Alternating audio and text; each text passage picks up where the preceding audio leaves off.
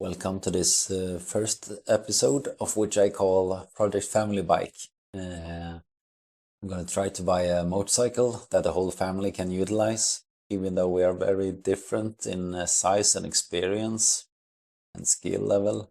I want to explain the premises that made me choose the CfMoto 450 MT as a family bike, even though there are many other options out there.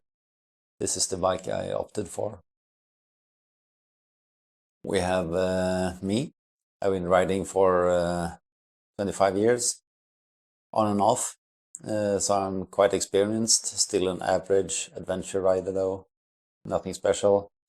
We have my girlfriend who's been riding with me for a year on a Kawasaki Z650. Very short lady, 160 centimeters. We have my two sons. They are really tall. They have experience from their mopeds, 50cc bikes, and limited experience with smaller capacity bikes, but no experience with riding a bigger bike, a heavy A2 compliant bike. I had some demands for a new bike within the garage. It has to be A2 compliant because of my son's young age. It has to be fairly lightweight, which is a problem when you still want it to be A2 compliant. I will explain that in a moment.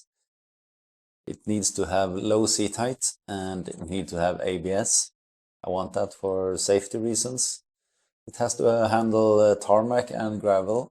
You want it to do highway and you want it to do twisties, and you also want it to do some off-road riding.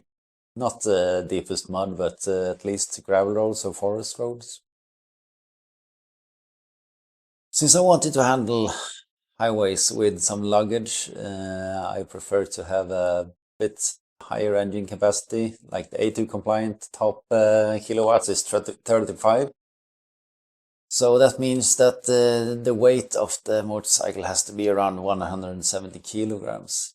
And that is a problem for my girlfriend, who is very short and not that strong, of course. But what are you gonna do?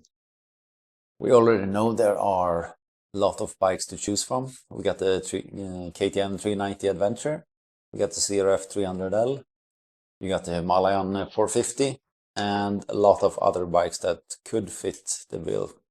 But in the end, I chose the 450 MT for a number of reasons. Got great reviews all over the internet. I have test ridden it 2 times and I really liked it. Easy to handle, lightweight enough as a big bike.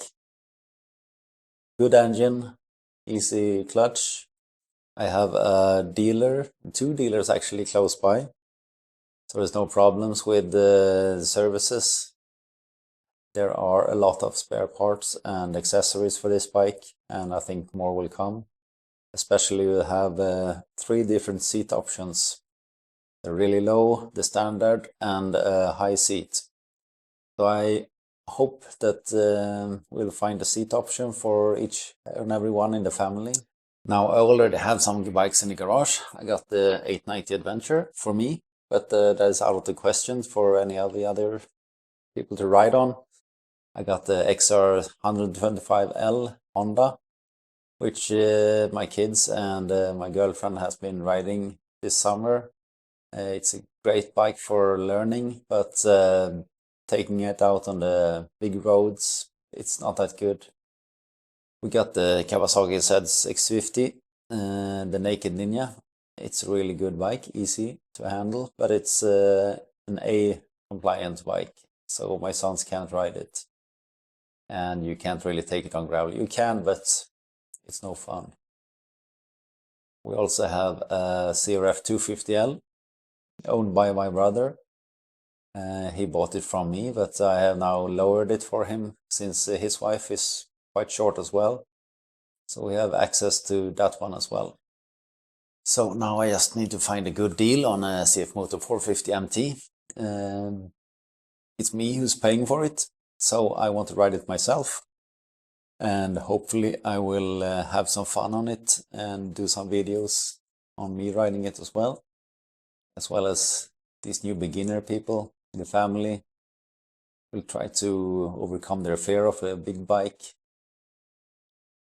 And since it's winter in Sweden at the moment, I will have some time to order some spare parts, some extra stuff, maybe some decals during the first 1,000 kilometers, the first service before the real summer begins here in Sweden.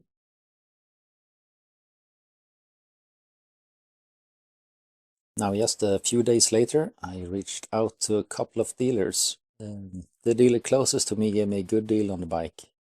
Got some accessories for some discounts and a free first 1,000-kilometer service.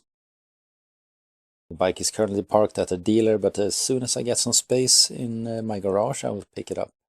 Now this is a 2025 with a single exhaust outlet, and it has the third O2 sensor.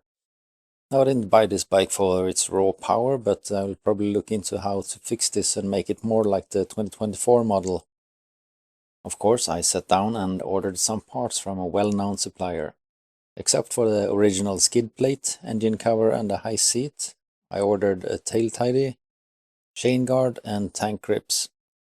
I also ordered an extra low seat. That's an aftermarket option because my girlfriend is really short.